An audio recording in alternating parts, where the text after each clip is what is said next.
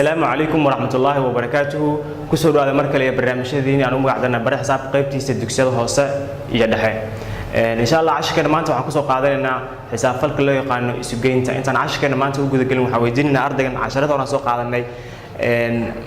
عشرة ورا سوق قاعدين وحكمها أفرت حساب فلك أساسي أفرت حساب فلك أساسي ما هي كلها هين. أوكي معنا جواب وعيتها هو حساب فلك أفرت ويسوقين كلجوين يسكون في الشط يسوقين. اوكي واسيده uu sheegay ardaygan waa afarta xisaabta asaasiga waxay kala ahaayeen isu geynta kala goynta isku dhufashada isku qaybinta okay cashkan maanta waxa ku qaadan doonaa insha Allah qaybahan aad idin muuqataan ku arki doonaa haddaan ku bilaabno oo kale markii ugu horeysa isu geyn waa tiro ama tirooyin oo meel kala duwan yaala in hal meel isugu geeyo tusaale ka soo qaad laba loo geeyo saddex marka leenahay waa laba meesha tiilay iyo saddex meesha tiilay in la isu geeyo oo si wada jira tiro ahaan loogu sheego laba meel taali saddex meel taali isu geey kadibna tiro intee laga noqon doona shan noqon doona dhigi doona waxaan arki doonaa sida dhowr god la isugu geeyo arki doonaa intaanan u guda galin isu geynta ama taqana ka shaqeynta isu geynta waxaan arki doonaa waxa muhiim ah inaan sheegno waxa loo yaqaan xeerka kala horumarinta markaan joogno xisaabta isu geynta laba lagu daray saddex waxa jira xeer ay waafaqsan tahay oo loo yaqaan xeerka kala horumarinta haddaan dhaho laba loo geeyo saddex haddana waxa dhihi karaa saddex loo geeyo labadaba isku mid ay noqon doonaan haddaan laba saddex u geeyo saddex haddaan laba geeyo labadaba isku mid ay noqon doonaan marka xeerkaas waxa loo yaqaanaa waa xeerka kala horumarinta waxa kale xusuus mudan wax ka ogaano waxa loo yaqaan asal madoorshaha isu geynta kaasoo ah eber taas macnaheedu waxa waaye tiro walba oo loo geeyo eber macnaheedu waxa waaye eber waxba kama bedelayo asalka tirada oo ah waayo eber waa asal madoorshaha tirada isu geynta marka intaas aan ogaano kadib waxaan ogaanaynaa sideen isugu geynaynaa laba god iyo ka badan sideen isugu geynaynaa tusaale ahaan haddii aan rabo markaan hal tiro aan u sheego tusaale ahaan laba loo geeyo saddex markaan idhaahdo way fududahay tan oo kale durba waa fahmi kartaa laba saddex u geey shan waa aad dhihi doontaa laakiin xogaa waxay badnaanaysaa markaan tiro xisaab ka kooban laba god aan ku weydiiso tusaale ahaan 25 loo geeyo 27 sideen ugu shaqeynayaa okay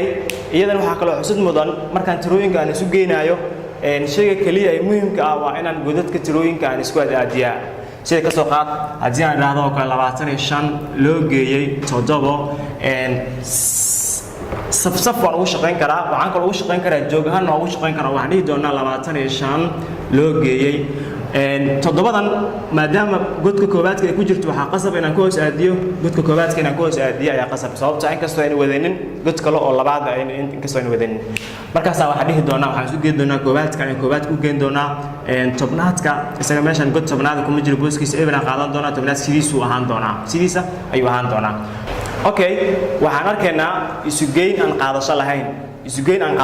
maxaa loola jeedaa tusaale ka soo qaada haddii la yidhaahdo oo kale 22 loo geeyay 23 mar walba sida caadiga ah waxaan isku aadinaynaa koobaadka tobnaadka haddii markaas ay jiraan hadda kan oo kale waxaan dhahaynaa 22 loo geeyay 23 oo waxaan dhihi doonaa koobaadka ayaan koobaadka u geyn doonaa tan oo kale waxaa loo yaqaanaa waa isu geyn aan qaadasho lahayn laba saddex u geey aan dhihi doonaa maadaama labadaba godka koobaadka ay ku wada jiraan laba saddex u geey waa 5 sidoo kale godka tobnaadka isagana waxa ku jira 2 iyo 2 ku jirta 2 iyo 2 isu geey ayadana waxaan dhihi doonaa waa 4 aan dhihi okay haddii 22 loo geeyo 20 iyo 3 waxa soo baxaysa 40 iyo 5 ayaa soo baxaysa tan oo kale waxa loo yaqaanaa waa isu geyn aan qaadasho lahayn okay haddii inta uu ka bato numberka uu 3 god 4 god 5 god oo noqdo oo qaadasho aynan lahayn waxa sameynaysaa godka koobaadka isku dari doontaa tobnaadka isku dari doontaa boqolaadka isku dari doontaa iyo sidoo kale waxa isku dari doontaa godadka markaas isku beegan isku dari doontaa okay haddii qaadasho ay timaado maxaan sameynaa ayada ka soo qaad oo kale tirooyinkan aan qoran 23 loo geeyay 10 iyo 8 okay tan oo kale waa isu geyn qaadasho leh markaan oo kale waxaan dhihi doonaa godka koobaadka 3 iyo 8 ku jirta labadooda isku dar 3 8 u geey waa 11 marka 11 ma wada qori doonaa maya sababta godka koobaadka aan isu geeyay anna waxa ii soo baxay jawaab ahaan laba tiro oo koobaad iyo tobnaad ka kooban ay soo baxday markaas waxaan dhihi doonaa labada ma wada qoraayo waxaan qori doonaa tirada koobaadka kaliya aan qori doonaa oo koobaas kaliya aan qori doonaa marka haddaan hal aan qoro numberkii kale waxaan u wareejin doonaa maadaama godka tobnaadku ahaa godka kale tobnaadka aan ku dari doonaa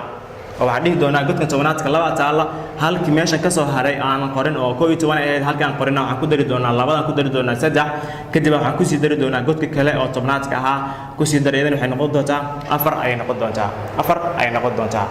oo marka hal qaadashada ama tiro qaadashada waa laba number marka isku daro tiro ii soo baxdo tirada koobaadka kaliya ayaan qorayaa haddii koobaad ay tahay haddii tobanaad oo kale ay tahay ka soo qaad 245 loo geeyay 192 oo kale haddii ay tahay marka isu geenayo koobaadka u gee waa 5 lagu gee 7 sidoo kale godka tobanaadkana waa 4 iyo 9 ku kala jirta ayadana isu gee waa 13 haddii aan raahdo godka tobanaadka 13 sidaas aan u qoro waxaan u soo gudbo godka boqolaadka u soo gudbo lama baahna taas waxaan sameyn doonaa tirada boqolaadka aan waa wadan doonaa iyada waxaan u geyn doonaa kor aan u geyn doonaa oo boqolaadka marka isku dar ayaan ku dari doonaa waxaan dhihi doonaa 3 aan qoranaya hal ayaan wataa oo hal ayaan qaadanaya waxaan ku darayaa godka boqolaadka oo laba meesha ku taal hal ku dar 3 halkan kale meesha godka kale boqolaadka lagu geey ayadana waa 4 sidaa darteed waxaan dhihi doonaa mar walba ay noqoto xisaabta isu geynta xisaab ama xisaab tiro qaadasho mar walba waxaad qoraysaa booska markaas isku soo dartay numberka ku yaala kaliya qoranaysaa sida labadan markaan isku daray 13 saddexdan qoraya oo maadaama tobnaadka ay tahay boqolaadkana waan qaadanayaa okay sidoo kale waxay noqon kartaa isu geynta laba tiro iyo ka badan way noqon kartaa ka soo qaadaysa tirooyinkan oo kale 245 loo geeyay 120 loo geeyay 134 ayadana sidaan ugu shaqeynaa mar walba sida caadiga ahayd waxaan isu geenaynaa godadka koobaadka ku aadinaynaa tobanaadka isku darinaa boqolaadka ku dari doonaa markaas aan dhihi doonaa 5 u geey eber sidaan hore soo sheegnay asal madarshaha isu geynta waxaan dhahnay waa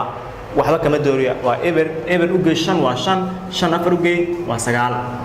okay sidoo kale godka tobanaadka 4 ku jirta 4 laba u geey waa 6 u geey 3 ayadana waa 9 sidoo kale godka boqolaadka laba hal ku jirta isu geey ayadana laba hal u geey waa 3 hal u sii geeyna waa 4 okay qodobka ugu dambeeya rabnaa inaan ogaano oo ah hubinta tusaalahaan waxa ii soo baxday jawaabtana ii soo baxday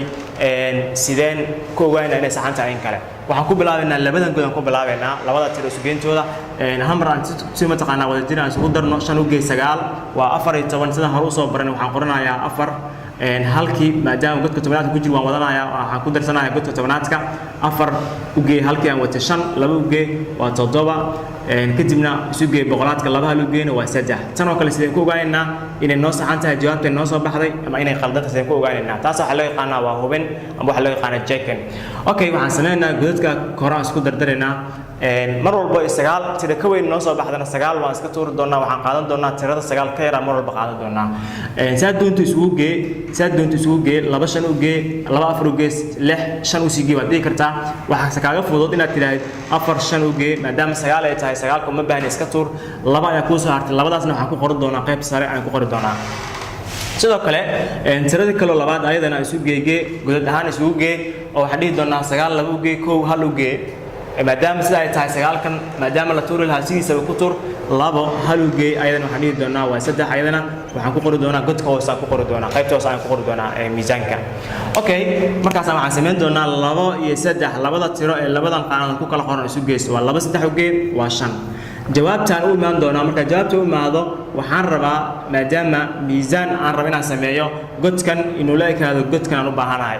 waxaan sameynaa marka ayadana waxaan isku dardari doonaa godadka jawaabtii noo soo baxday 7 u geeyso maxaa lahayn 3 u geey waa 10 sida caadi balanta ayadna 9 looma baahna 9 iska tuur hal kaaga soo haray halkii soo haray waxaad u geysataa 4 meesha taal u geey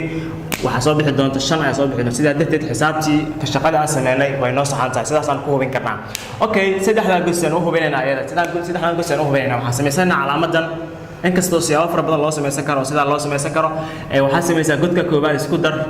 waa 4 5 u geey waa 9 iska tuur 9ka laba ka soo haraysa labadan kor ku qoro maadaama matan 3 god ay tahay labadan god ama wixii kale oo soo haro dhan waa isla wada qaadanaya hadii 4 god ay aan leeyahay godka tirada koobaad kaliya aan isku dardari lahaa koraan ku qoran lahaa qaybtan hoose waxaan ku wada qori lahaa god saddexda number oo kale iyo tirooyinka kale dhan aan isku wada daraa wixii ka soo haray 9 markaan tuurtuur kadib aan ku qoranaa kan okay isu geey eber laba u geey waa 2 hal u geey waa 3 hal u sii geey 4 waxaad u geysaa 3 u geey waa 7 4 u geey waa 11 sidaa darteed 9 waan isku tuura uma baahni waxaan qoranayaa 2 ay soo harayso okay sidaa darteed haddana labadan isku kee dar كوري هوس كدر لبا كدر وافر waxaan u imaanayaa jawaabta waxaan uga baahanahay inaan ka helo tirada iga soo baxday dhinacan oo kale sagaalkan ayada iska tuur sagaalkan kalena iska tuur waxa ii soo haraysa markaas 4 ayaa ii soo haraysa marka sidaas ayaan ku hubinayaa tirada aan isku daray ama tirooyinka aan isku daray inay ii saxan yihiin okay waa ku mahadsan tahay daawashada muuqaalkan waxaan filayaa wax badan ka faa'iiday insha Allah hadii aad wax ka faa'iiday waxaan rajaynayaa in su'aalahan aan soo qori doono inaad ka jawaabi doonto insha Allah isla markaasna aad hubin doonto in jawaabtu ku saxan tahay in kale intaan 10 ka xigaan ku kulmi doono waxaan kaga tagayaa sidaas iyo nabadgelyo